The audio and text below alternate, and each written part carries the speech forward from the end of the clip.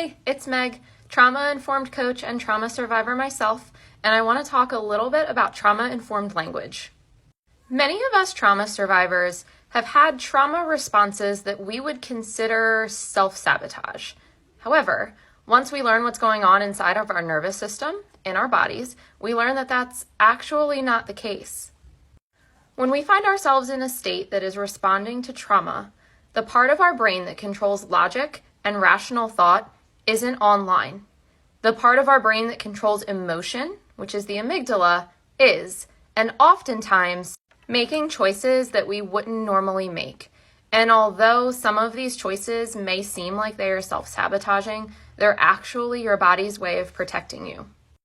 Our bodies tell us a lot, and our nervous system and our brains and our bodies, sometimes they know things that we don't.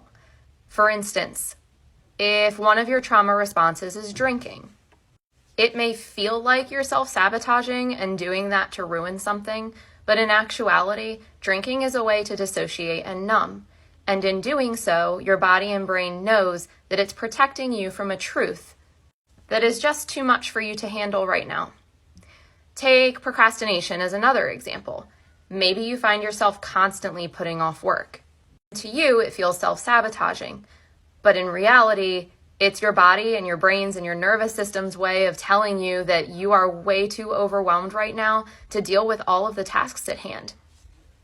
So although our trauma responses can be really inconvenient and seem self-sabotaging or even self-destructive at times, they are actually a form of self-protection. So the next time you go to say, I drink as a form of self-sabotage, or my procrastination is self-sabotaging, try reframing it this way. My drinking is a form of self-protection, or I procrastinate as a form of self-protection. The key is really getting to the root of why. Why are those trauma responses there? And not shaming yourself for having them. Everybody does.